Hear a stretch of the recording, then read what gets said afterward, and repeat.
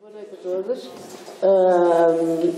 Queria, em primeiro lugar, claro, agradecer a vossa presença e, em segundo lugar, dar os parabéns à Patrícia Poção, que fez um trabalho lindíssimo e muitíssimo exigente, porque conseguiu sintetizar numa hora muitas horas de trabalho, muitos intervenientes, muitas coisas que aconteceram e, de alguma maneira, julgo, nos tornou também participantes deste projeto. Acho que nos conseguimos sentir dentro da lógica do trabalho que foi desenvolvido. Queria começar a abrir este debate, que certamente levanta muitas questões, dizendo que a PEL tem vindo a trabalhar nestas zonas de desconforto e a tornar confortáveis áreas que assim não eram. Neste caso, falamos aqui da arte e do sistema de justiça, do sistema penal. Estava a pensar, para abrir este debate, na palavra compromisso, e acho que de alguma maneira foi isso que aconteceu ao longo do tempo. E um compromisso é uma promessa que se faz a dois, não é? Pelo menos a dois. Uma promessa recíproca. E, portanto, acho que, para abrir este debate, vou-vos apresentar dois representantes destas duas áreas. Começo pelo André Lamas Leite, que é professor de Direito Penal e, portanto, que nos representa aqui o sistema de justiça. E ao meu lado direito, o Walter Ugumei, certamente que também todos conhecem, e que nos representa aqui este espaço lindo da criação artística. Dizer que estas interferências começam, claro, antes do ecoar. Tenho certeza que o Walter é um artista justo e que o André é um advogado, poeta, portanto, é o início desses múltiplos cruzamentos que se podem adivinhar. Queria então pedir ao André e ao Walter que nos dissessem quais são as promessas que a arte pode fazer para a justiça e que a justiça pode dar à arte também. Não sei quem é que quer começar. Então, boa noite a todos. Antes de mais, desculpem não tirar o chapéu, mas a mim eu feri o atismo na careca com muita violência. E aqui está fresco e eu vou proteger, um pouco mal criado, mas enfim. Eu estou contente por estar aqui nesta conversa e espero que se estenda a vocês, que vocês façam também as questões que quiserem. Porque me diz muito este projeto da PEL. Aliás, a PEL diz-me muito. Eu tenho acompanhado com alguma dificuldade porque nunca estou cá e não consigo ver as coisas, mas tenho podido acompanhar mais ou menos o que a PEL vai fazendo e acho admirável, porque de facto a PEL está a trabalhar na autoestima, está a trabalhar, no fundo, na dignificação de todas as pessoas que estão normalmente nessas zonas desconfortáveis, eu diria, nesses lugares em que é fácil considerá-las excluídas. E o que nós vimos hoje é muito categórico desta mais-valia que a PEL traz para todos nós. Porque, numa certa acessão, a punição com a pena de prisão é exatamente uma exclusão. Estamos a retirar, de alguma forma, o indivíduo entre nós, estamos a impedi-lo de participar. Mas, ainda que esta punição acarrete este afastamento, o seu objetivo não pode ser, seria uma aberração se assim fosse, o seu objetivo não pode ser o da exclusão. O seu objetivo é no fundo, o de fazer, como dizia aqui um senhor bem no fim do documentário, é preciso que as pessoas entendam que não somos mais carcereiros, somos agentes da mudança. E, no fundo, isto faz sentido. Inclusive, no espírito da lei não poderia estar outra coisa. Se nós pensarmos que a nossa pena máxima é de 25 anos, não temos por isso prevista a prisão perpétua. O legislador, no fundo, guarda a esperança da regeneração. E, por isso, esta punição, que é uma punição, ela está imediatamente infectada, se quiserem, ou está imediatamente inspirada pela esperança.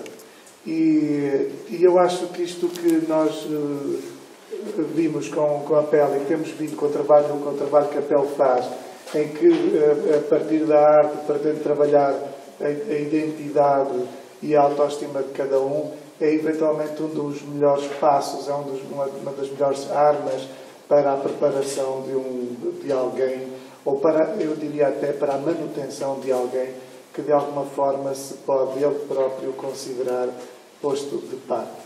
E por isso, enfim, eu não vou dizer mais, depois vamos intrincando as coisas. Gostava só de começar por dizer isto. Muito obrigado, boa noite. Antes de mais, eu começo por agradecer o convite que me foi formulado pela Lu Cruz, em primeiro lugar, não no Brasil, estava cá nessa altura, e depois pela Maria João, e começo por agradecer a Ana Luísa, ao Walter Gomes, também companheiros deste espaço de debate. Para um professor de Direito Penal, como é de imaginar, aquilo que acabamos de ver dava para muitas horas de conversa. Não vamos ter, sejam tranquilos, amanhã é dia de trabalho, mas há muita coisa que poderia refletir, enfim, podemos refletir. Mas eu vou-me centrar um bocadinho também na minha experiência pessoal. Para além de ser professor de Direito Penal, sou advogado, mestre em Direito Penal, e tenho tido também contacto com os estacionamentos prisionais, não só na perspectiva do defensor que vai visitar e conferenciar com o seu cliente, digamos assim, mas também na perspectiva de quem está ligado a um movimento que presta apoio aos reclusos e que por isso mesmo já tive o gosto de fazer várias palestras aqui no EP do Porto, enfim, mais conhecido como Custóias, não é? E portanto vou conhecendo a vida prisional, não só por fora, não só dos livros, mas também aquilo que ela é na sua ação concreta. E há um primeiro aspecto que não é novidade para ninguém. Há uma grande diferença entre aquilo que está dito. Eu trouxe aqui o código, mas não vos vou amassar com isto, estejam tranquilos, já bastam os alunos, coitados, têm que levar com a lei. Mas há uma grande diferença, como todos nós sabemos, entre aquilo que é o que nós chamamos a law in the books e a law in action. Há uma enorme diferença. E há uma enorme diferença fundamentalmente porquê? Porque o que está escrito na Constituição, no Código Penal e no Código de Execução das Penas e Medidas Privativas de Liberdade, assim se chama, é muito diferente daquilo que eu vou vendo no dia-a-dia dos tribunais, daquilo que eu vou vendo no dia-a-dia das prisões. E porquê que é assim?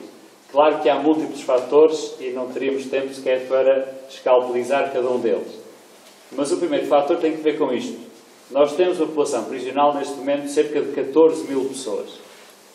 Cerca de 80 e tal, 90% delas são homens.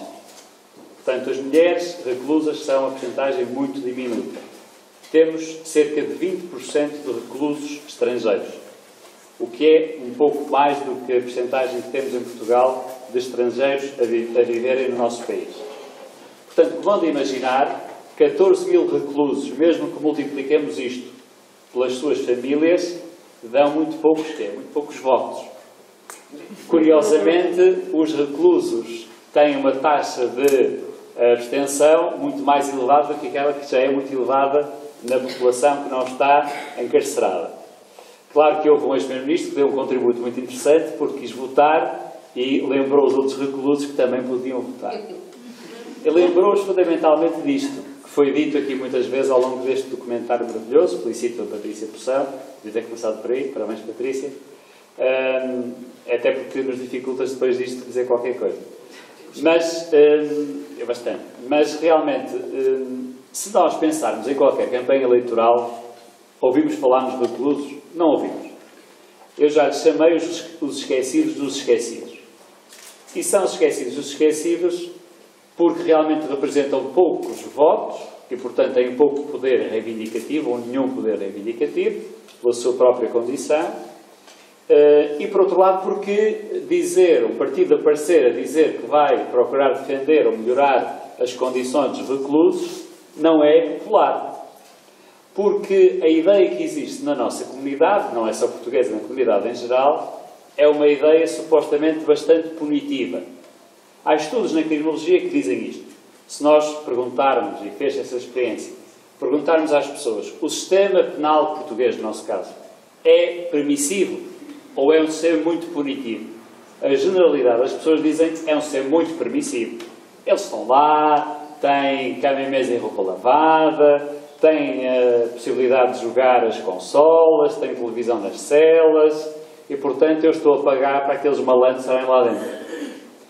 Mas, curiosamente, quando nós depois fazemos outros estudos em que, e isso também está feito, não só em Portugal, mas fundamentalmente no estrangeiro. Nestas coisas, infelizmente, nós estamos bastante atrás.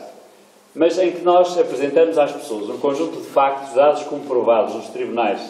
Dizer, olha, imagine que o fulano A provou-se que fez isto. A moldura penal é esta. Imaginem, pena de prisão de 1 a 5 anos. Qual era a pena que os senhores aplicariam a esta pessoa? E os estudos demonstram, da criminologia, que as pessoas são menos punitivas do que a punição que foi dada pelo tribunal. Portanto, há este paradoxo. Há uma ideia disseminada de uma certa permissividade do sistema, mas depois, quando as pessoas são confrontadas com um caso concreto e com os factos dados comprovados, em geral, são menos punitivos. E também há um outro aspecto, é que as prisões são um dos exemplos daquilo que Goffman chamava as instituições globais, ou as instituições totais. Instituições fechadas sobre si mesmas, como eram, enfim, há muito tempo os tribunais, os hospitais, perdão, ou as escolas. Nós até no direito falamos das chamadas relações especiais de poder. No século XVIII e XIX, nós achávamos, enfim, que os reclusos, os doentes, os alunos, tinham menos direitos, porque tinham uma relação especial de poder para com o guarda prisional, para com o professor, para com o médico. Enfim, já me tiraram esse poder, eu também nunca o quis, ter, enfim, aqui a tal relação especial de poder. E o que a lei diz é exatamente aquilo que aqui foi dito várias vezes pelos guardas prisionais. O recluso tem ou mantém a totalidade dos direitos e deveres que todos nós temos, exceto aqueles que foram limitados pela condenação penal. Desde logo, claro, o que nós chamamos de ius ambulandi, o direito de se movimentar e de saírem daquele espaço ao qual se encontram confinados, mas depois os direitos de participação política, na medida em que possam exercê-lo, são direitos absolutamente mantidos. O direito à saúde, o direito a uma alimentação condigna.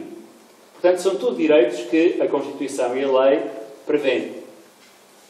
Mais do que isso, o Código de Execução das Penas, nós temos leis fabulosas, mas isto não é novidade para ninguém. Em geral, as nossas leis são bastante boas e bastante elogiadas no estrangeiro. Temos um grande problema em aplicar as leis que fazemos. Mas isso também não é novidade para ninguém. E acontece exatamente isso no direito penal. Nós, ao contrário de muitos países, temos uma norma no Código Penal que diz para que servem as penas. Que é uma questão que já se discutia desde a Antiguidade Clássica. Já os gregos e os romanos discutiam, mas porquê que eu tenho o direito, eu Estado, de punir alguém? Porquê? É uma pergunta muito interessante. Enfim, ocupa uma parte da matéria que os desgraçados alunos têm que estudar. Porquê? Houve muitas concepções. Hoje em dia, a concepção dominante diz, não é uma concepção ético-retributiva, como nós dizíamos, o mal pelo mal, a vingança, nem é uma perspectiva de intimidar, dizer assim, vamos aplicar uma pena muito severa para que as pessoas tenham tanto medo que se afastem do crime, mas é uma perspectiva, e agora vou citar as palavras do Código Penal, que tem dois objetivos. Primeiro, a proteção de bens jurídicos, vida, integridade física, autodeterminação sexual, por exemplo. Segundo objetivo, reintegração do agente na comunidade. Portanto, a reintegração do agente na comunidade não é sim uma palavra bonita ou uma flor que se põe à lapela, é um compromisso que decorre da Constituição, da lei e do Código de Execução das Penas. Se me perguntarem, a reintegração em Portugal é uma realidade? Bom, a resposta nem preciso de a dar, porque vocês acabaram de ver que só muito pontualmente, através de projetos tão meritórios como este, é que nós o conseguimos. E porquê? Primeiro porque há uma grande falta de meios. Os técnicos da reinserção social são em número muito reduzido. Dou-vos um exemplo. Aqui no EP do Porto, cada trabalhador social, ou cada educador, como aqui às vezes chamam, técnicos de reinserção social, tem cerca de 200 reclusos a seu cargo. Reclusos em relação aos quais a lei manda elaborar um PIR, que é o Plano Individual de Readaptação ou de Ressocialização, onde supostamente temos as competências que aquele recluso vai ter que adquirir e quais os meios para lá chegar. Meios que passam pela arte, meios que passam pela formação profissional, meios que passam pela formação académica. Nós temos escolas nos estabelecimentos prisionais. Um recluso pode perfeitamente frequentar o ensino superior, mas aqui deixem-me também contar-vos a minha experiência. Os reclusos só conseguem frequentar o ensino superior através da Universidade Aberta, que é a única universidade à distância que nós temos no nosso país. Porquê? Estão limitados no acesso à educação? Não, não estão. Mas simplesmente é um direito que não tem execuibilidade prática porque não há guardas prisionais suficientes para acompanharem os reclusos às aulas. Eu tive já reclusos a virem fazer exames de maiores de 23 anos para entrar no curso de Criminologia, que temos lá na faculdade, e vieram acompanhados por um guarda, vieram fazer o exame. Infelizmente não entrou aquele recluso, enfim. Mas, se entrasse, eu tenho muitas dúvidas que alguma vez fosse alguma aula. Provavelmente apareceria apenas nos exames. Exatamente porque não há meios para isso. Não é uma prioridade do sistema. E não é uma prioridade do sistema de uma forma estúpida. Perdoe-me a expressão. Vamos pensar apenas economicamente. Uma lógica de costs-benefits. Há estudos, só que nós também nunca ligamos muito aos estudos. Há estudos que dizem uma coisa que parece mais ou menos evidente, mas que às vezes é preciso provar o evidente, provar o óbvio. Que dizem isto. É mais caro, fica mais caro a todos nós, enquanto comunidade, suportarmos os custos da reincidência do crime do que fazermos uma aposta na ressocialização bem feita nos estabelecimentos prisionais. Fica mais barato. Porque se o recluso é encarado, ou melhor, se o EP é encarado como um depósito, onde as pessoas estão lá um tempo, e enfim, durante aquele tempo, pelo menos, estamos mais ou menos sossegados, apenas mais ou menos, porque nos estabelecimentos prisionais passam-se coisas, enfim, que imagina, e que eu já fui vendo também de perto. Tudo se vende, tudo se compra no estabelecimento prisional, desde o corpo ao tabaco, aos produtos de higiene. E há uma coisa muito curiosa, que nós não nos lembramos muitas vezes. Passa-se, pelo menos, frio nos estabelecimentos prisionais. E passa-se frio porquê? Então, mas o recluso também não tem direito à alimentação, não tem direito ao vestuário? Tem. Mas as verbas são diminutas. E dou-vos o exemplo do EP da Guarda. E a Guarda, enfim, no inverno não é propriamente um sítio muito agradável, não é? Não é o Brasil onde se encontra o nosso amigo Hugo. Disse-me o diretor do EP da Guarda. Há uns anos, há um ano atrás, ou um ano e tal atrás, enfim, lembrei-me, depois deste trabalho no EP do Porto, de lançar uma campanha, juntamente com outras pessoas, que se chamou Um Livro na Prisão, uma Janela para Voar. E o objetivo era, as nossas bibliotecas dos EPs estavam muito pouco apetrechadas. E o objetivo começou por uma coisa, enfim, no Facebook dá para coisas muito más, dá para divórcio e por aí fora, mas também dá para coisas boas. Tudo depende do uso que se faça das coisas, é como tudo na vida. E conseguimos juntar, enfim, aquilo começou por ser um convite aos amigos, pensava eu ia juntar 100 ou 200 livros, para o EP do Porto já não seria mau, e realmente as coisas avolumaram, com a ajuda de alguns amigos, claro, que divulgaram, e conseguimos juntar em 2 meses 10.000 exemplares, que conseguimos distribuir por todos os EPs de Portugal continental. Não chegamos às ilhas, com pena minha, mas lá chegaremos. E passado pouco tempo de termos começado com esta ideia dos livros, lembrei-me de uma coisa que me tinha sido dita e que eu tinha visto no EP do Porto. Há falta de roupa. Nós estamos ainda a recuperar, dizem uns, ou então ainda na crise, enfim, aí deixo-vos à vossa consideração, mas a roupa que os reclusos vestem, muita dela é aquela roupa que é levada pela família nas visitas. Porque os EPs, os roupeiros dos EPs, são uma desgraça. São farrapos, coisas, enfim, que não têm sequer. Há reclusos no EP da Guarda, isso eu vi, que em pleno inverno estão com fatos de treino de verão, ou estão de manga curta, porque não há mais nada para vestir. E, portanto, depois tivemos também esse trabalho de recolha de vestuário para os nossos estabelecimentos prisionais. e conseguimos entregar vários quilos de roupa, não a todo o país.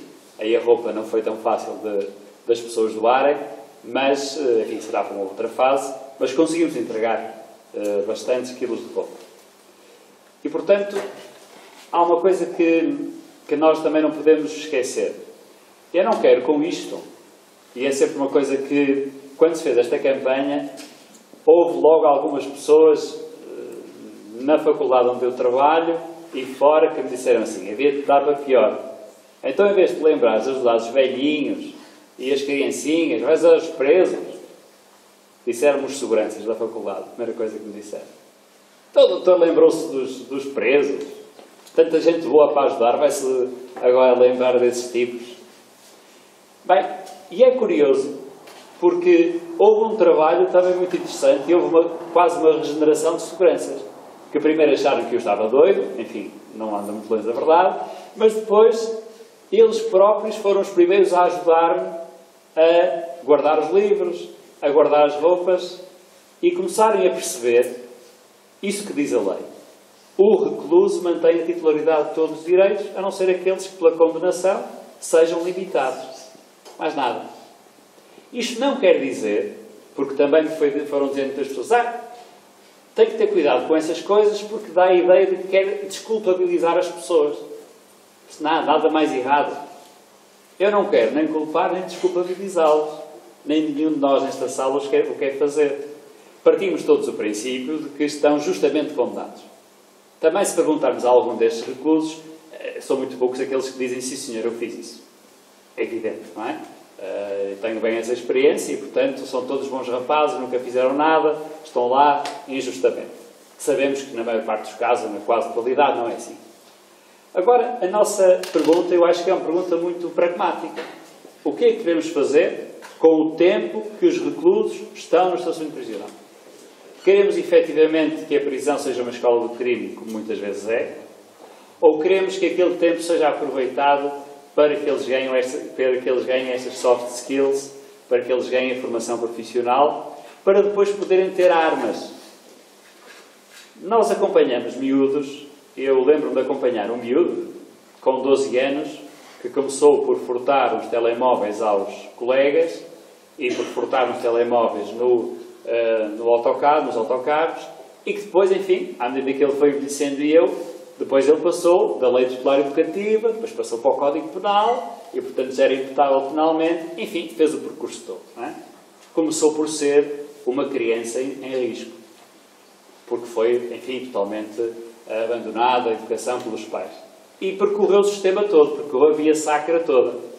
Começou enfim, a lei, só para terem uma ideia, tem 3 escalões. A lei diz assim, se o menor pratica um facto ilícito e se tem menos de 12 anos, então é uma criança ou um jovem que está em risco. Então, o objetivo da lei é procurar atuar sobre a família, e a medida mais gravosa, claro, que é retirá-la do convívio familiar e numa casa de acolhimento, ou até para a adoção nacional ou internacional. Nós colocamos crianças nossas problemáticas, nós dos outros países, para a adoção internacional. E muitas vezes a única maneira de cortarmos, porque já têm vidas tão complicadas e laços tão complicados cá, que são mesmo estrangeiros. Começando fazendo um reset, não é, da vida e começando noutro lugar, longe de cá. E recebemos também miúdos vindo de outros países.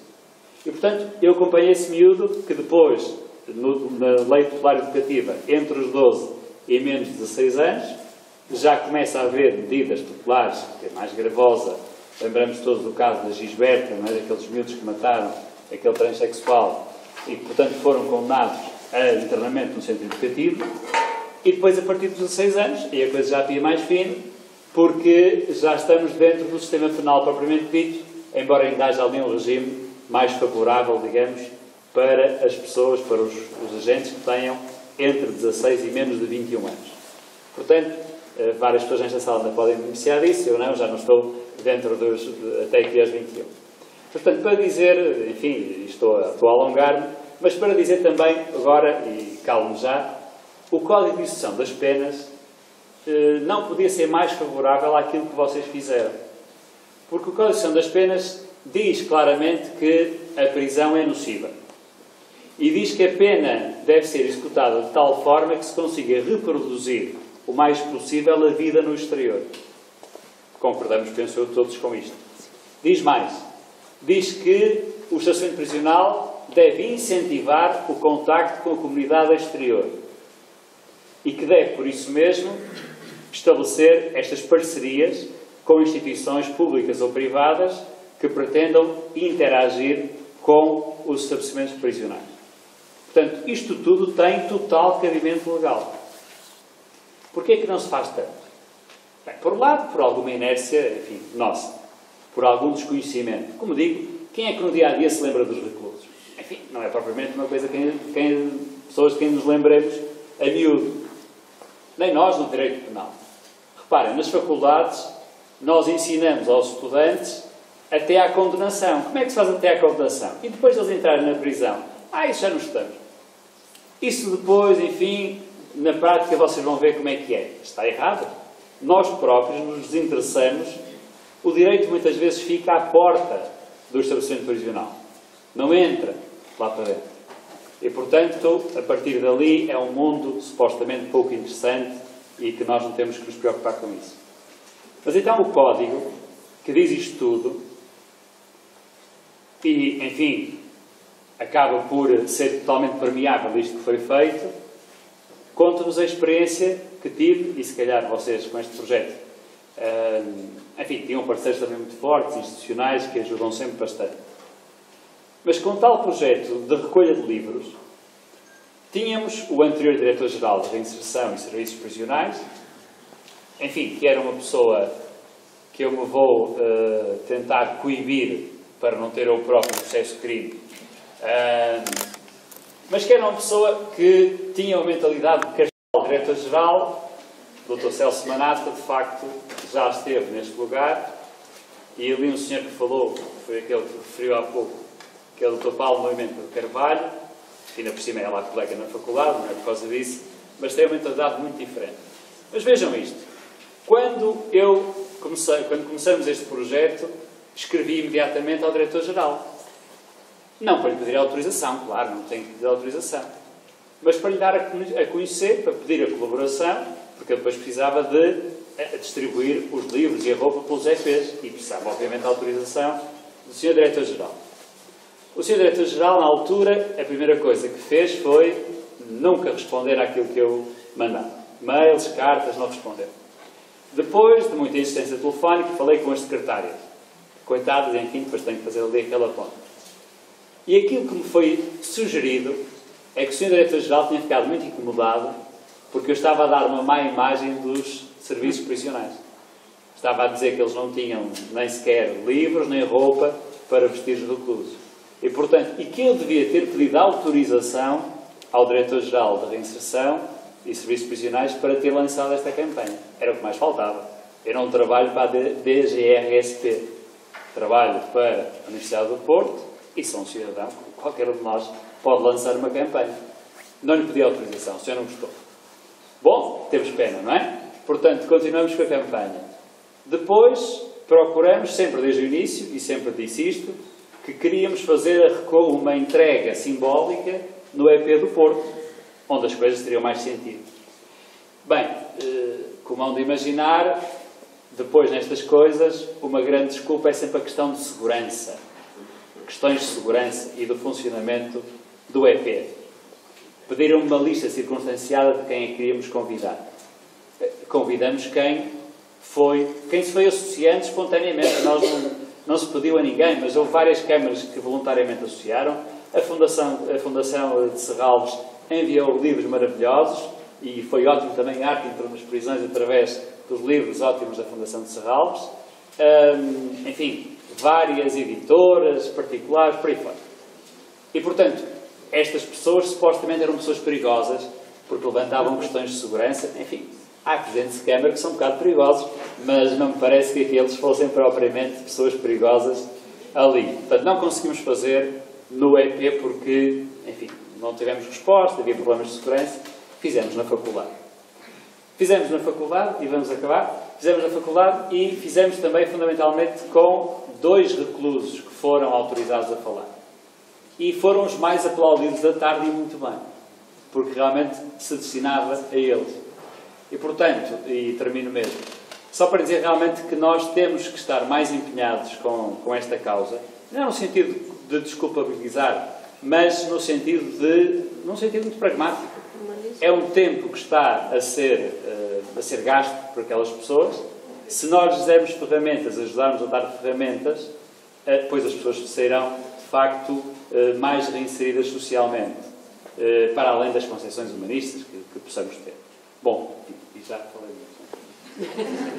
O jurista fala sempre... É só para equilibrar aqui a justiça e a arte, para terem um espaço mais igual. E também para dar oportunidade aqui à nossa plateia de colocar questões, enfim, de algumas coisas que tenham ficado ou muito claras ou pouco claras com o documentário. Está cá a Maria João, coordenadora do projeto, também pode explicar as questões que surjam sobre o ECOAR. Não sei se o Walter quer dizer algo. Gostava só de acrescentar uma coisa. Durante o documentário, o Cruz diz algo que eu acho que é verdadeiramente ilustrativo da importância do que foi feito, no fundo, e da importância da pele. Ele diz que é preciso entrar no estabelecimento e trabalhar com aquelas pessoas de uma forma não ingênua.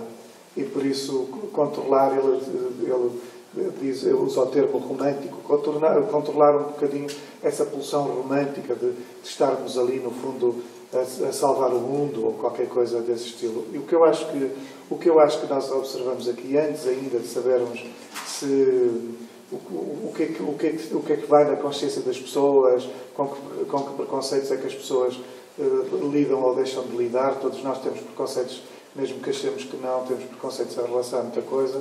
O que eu acho importante é isto, é que eu acho que a pele, no fundo, funciona com uma espécie de frontalidade para com a vida tal qual ela é. Ou seja, os projetos da pele, e este projeto incluído, tem que ver com isto. O querer observar o mundo e querer encarar o mundo como ele é. E por isso as pessoas estão ali, estão presas, condenadas por alguma coisa que fizeram. Obviamente todos nós estamos em desacordo com aquilo que elas possam ter feito e por isso temos de aceitar que elas estejam condenadas, mas e depois vamos excluí-las exatamente da dignidade de ser gente, vamos excluí-las da contabilidade de ser gente, e por isso o que eu acho importante é isto, que no fundo fica nessa brevíssima expressão do Hugo, e que tem que ver, para mim, tem que ver com isto, ser frontal, e por isso lidar com as pessoas como elas são, e por isso são as pessoas que temos, umas melhores, outras piores, e todas eventualmente a caminho de coisa nenhuma, e é o que há. Eu acho que a pele tem essa lucidez, se quiserem. É isso que eu vejo no trabalho da pele, é a lucidez. E essa não exclusão da punição, como diria o Michel Foucault, não é punir menos, é punir melhor. E acho que é nesse enquadramento que o trabalho do ECOAR ganha especial sentido. Mas é difícil compatibilizar, se calhar, esta percepção de prazer ou de ócio e torná-la compatível com o castigo. Não é? É muito interessante os dados também que o André apresentou sobre as representações das pessoas acerca da punição. E, de facto, perceber que, em abstrato, as pessoas são muito mais carcereiras, esta palavra existe, carcereiras, mas que na situação concreta, ou seja, quando nos individualizamos e percebemos quem é o homem e as suas circunstâncias, não é? Entendemos também melhor o sistema. E acho que o trabalho da pele também permite esse olhar mais individualizado, não no sentido nefasto do individualismo, mas de olhar cada um como pessoa. Se me permitem só um comentário, das coisas que mais me chocaram eventualmente no testemunho dos participantes foi a surpresa de se sentirem pessoas, que eu acho que é uma coisa que, enfim, nos deve de facto fazer pensar. Passo para quem quiser algum comentário, alguma questão, algum elogio à Patrícia, estejam à vontade.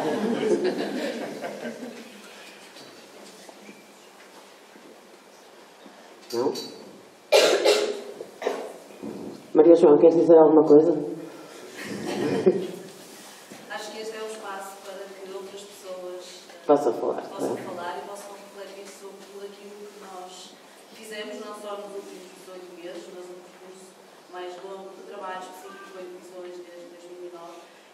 facto, a ideia hoje de convidar-vos e convidar-vos vocês é que outros olhares possam refletir a partir deste registro, porque, na verdade, aquilo que eu poderia dizer, acho que está dito e muito bem dito pelo olhar da Mas temos aqui muitos outros intervenientes, diretos e indiretos no projeto também. Não tenham medo. Eu acho que o que não foi dito foi que também este projeto, talvez, não é preciso. Eu preferia não. Eu acho que isto já está bom. Ok. Acho que o que não foi dito foi que também nos permitiu, porque, como disse o professor o André, permitiu-nos também olhar para as pessoas de outra maneira, porque de facto a sociedade não quer saber, não quer. Eu, por acaso, estive também muito próxima das prisões nos últimos tempos e para mim foi uma surpresa porque eu nem me lembrava que eles existiam. E este projeto convém, de facto, ser divulgado porque a Direção-Geral é uma entidade fechada, porque também não interessa ser... Não tem essa política, não tem essa estratégia, e as pessoas, se calhar, têm que ser conhecidas para a sociedade também aprender a lidar com esta realidade. Nós, de facto, não pontualmente temos contacto, mas até mais do ponto de vista da caridadezinha da reinserção. E acho que isso ajuda, este tipo de divulgação ajuda-nos, a nós, sociedade, a crescer também nesse sentido. Porque eles estão lá por causa de nós, também por causa da sociedade, não é? Nós somos parte também do problema deles. E acho que isso não tem conhecido. Se alguém quer mais?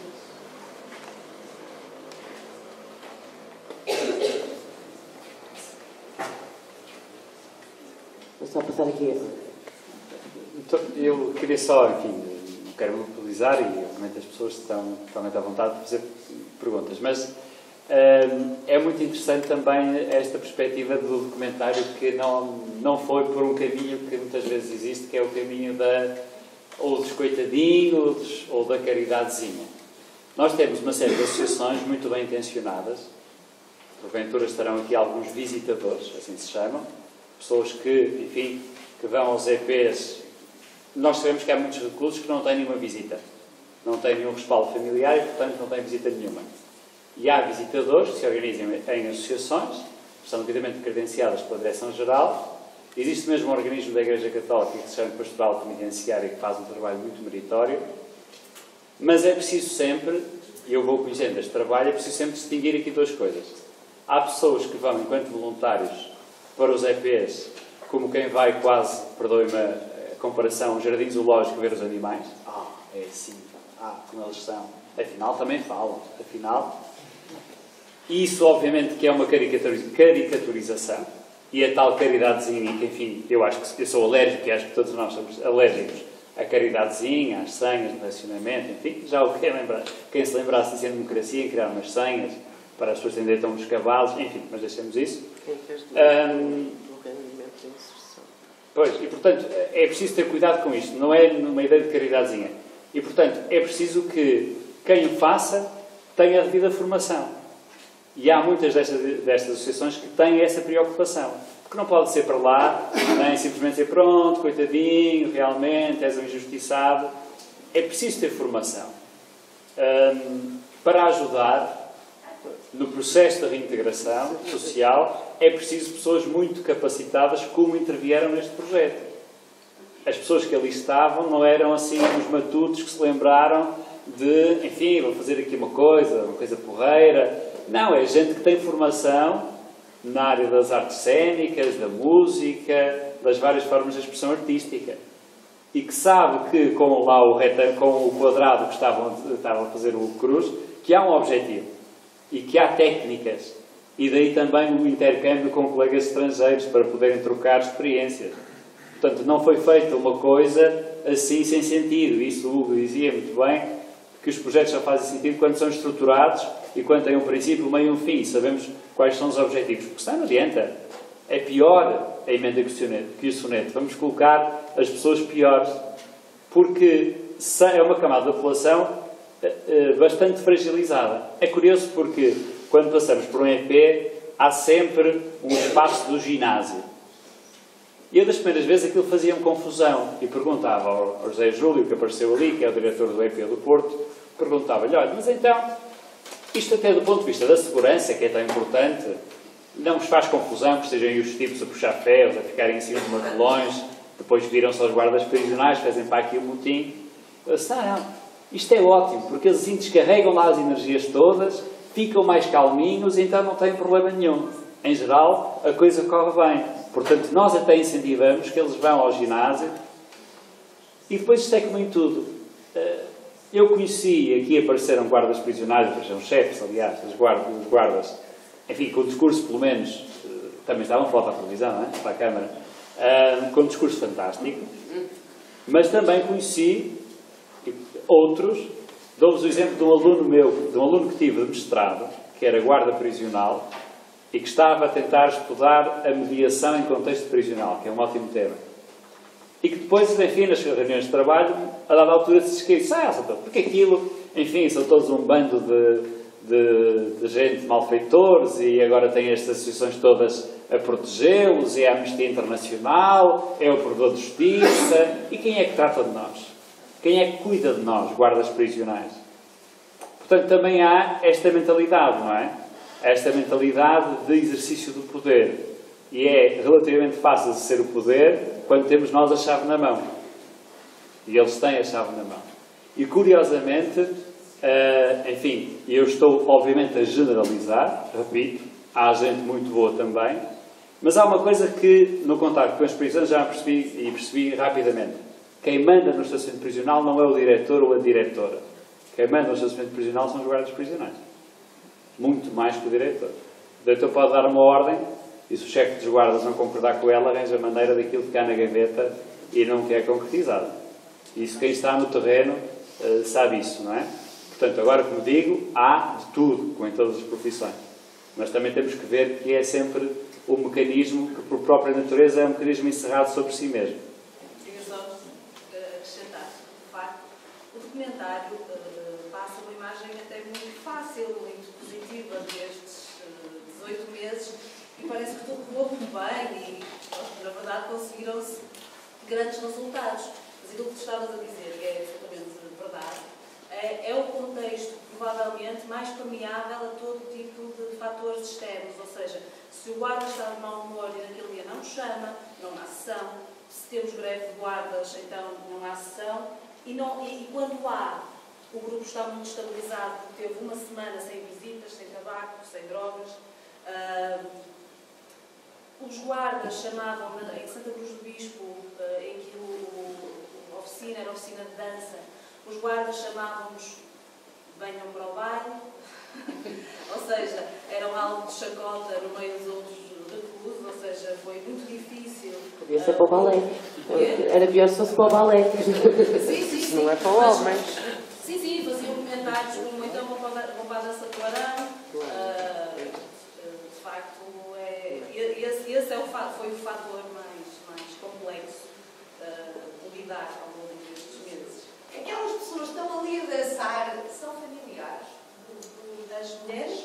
As mulheres. Há uma altura em que eles estão a fazer uma atuação e há umas mulheres. São as reclusas do estacionamento prisional feminino. A apresentação foi no estacionamento prisional feminino, mas o grupo da clínica psiquiátrica veio ao estacionamento prisional feminino fazer a apresentação deles, então fizeram as duas apresentações juntas. Então era um grupo de mulheres que tinha feito parte do grupo Sim, mas todas as apresentações foram abertas aos familiares deles. Esta minha pergunta tem um objetivo, que é, isto é nenhuma crítica, eu sei que nós temos que trabalhar nestas áreas e sei que temos que provar que as coisas têm valor. E às vezes tem que ter um valor económico, que é um bocadinho estranho até. A minha pergunta é o valor que se criou com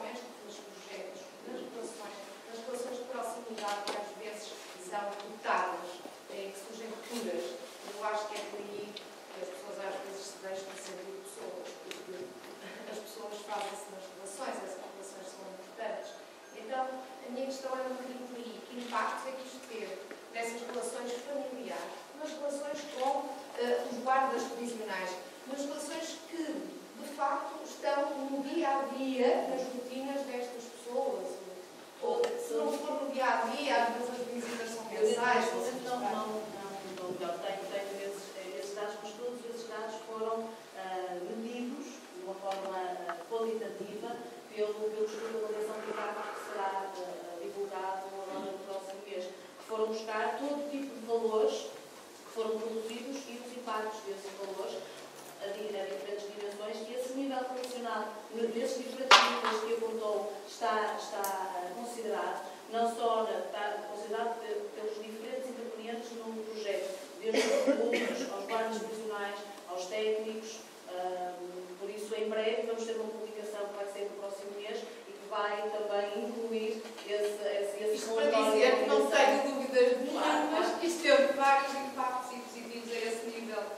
Sim, mas quando falamos da continuidade e da sustentabilidade deste tipo de projetos, esse é uma ferramenta, é um mecanismo necessário de existir.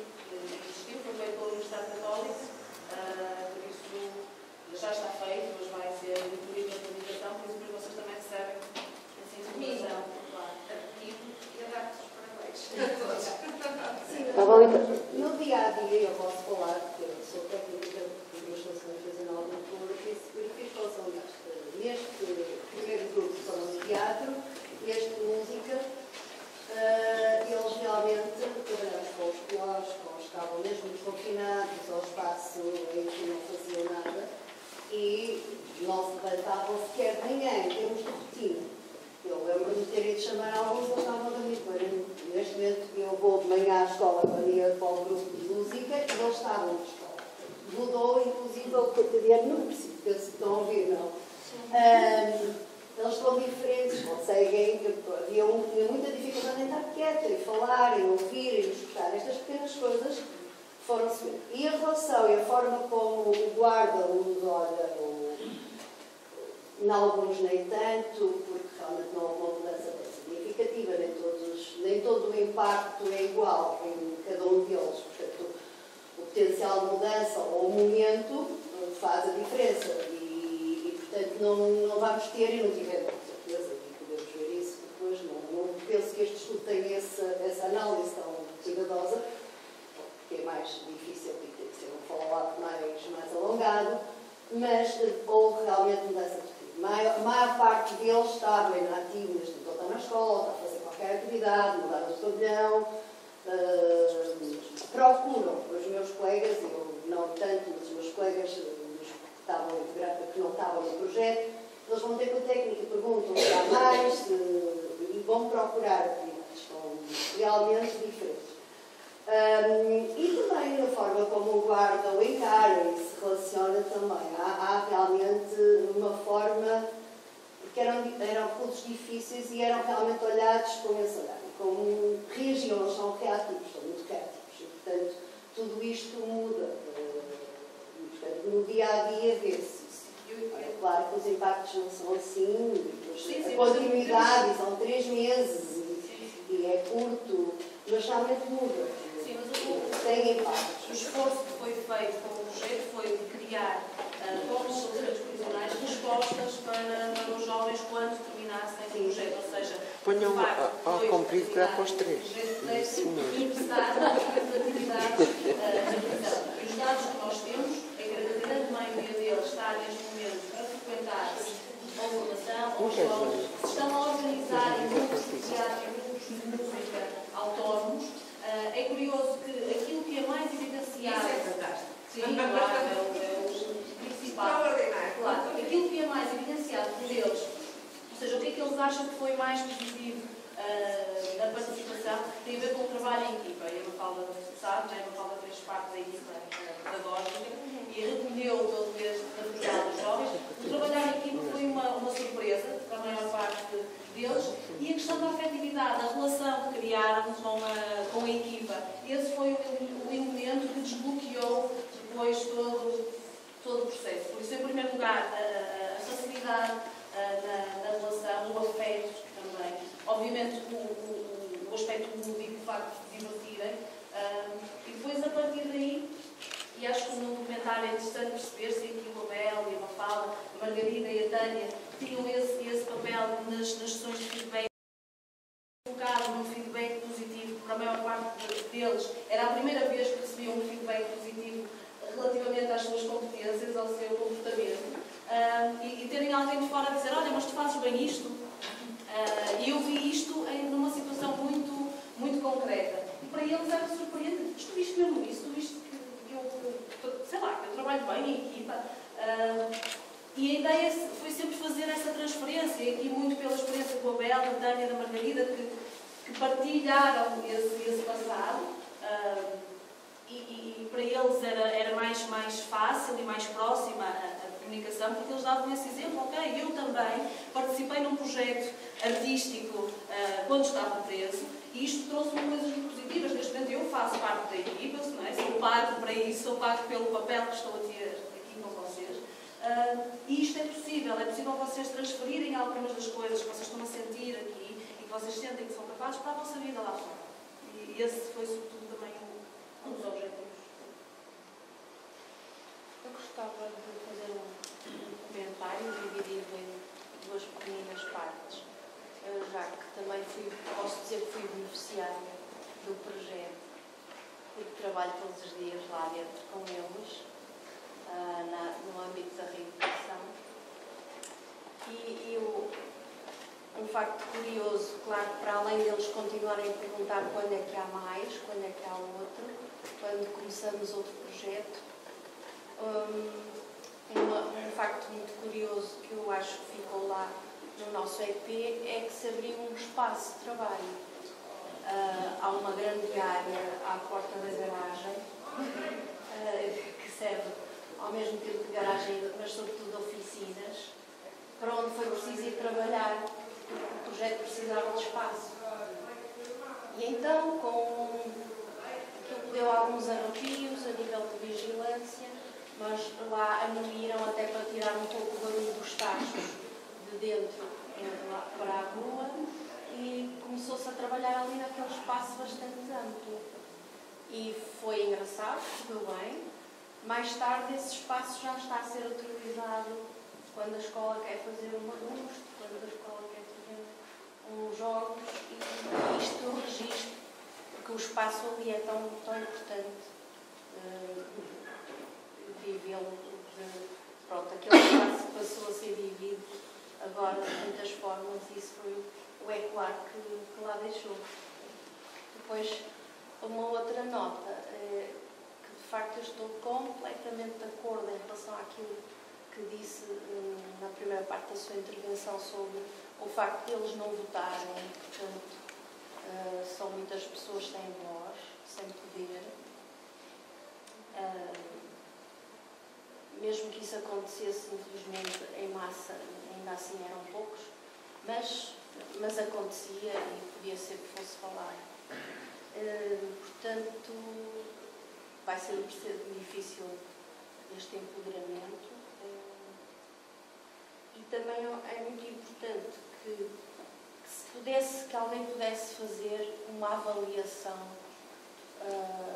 da aplicação da lei de execução das penas. Uma avaliação era muito importante. De que forma é que está a ser cumprida, para que é que ela existe, quais são os resultados práticos. Precisávamos muito dessa avaliação, nós todos, em sociedade, acho. Muito obrigada pela participação de todos. Muitos parabéns à Pela, muito obrigada ao André e ao Walter. E uma boa noite. E espero que isto continue a ecoar. Domingo.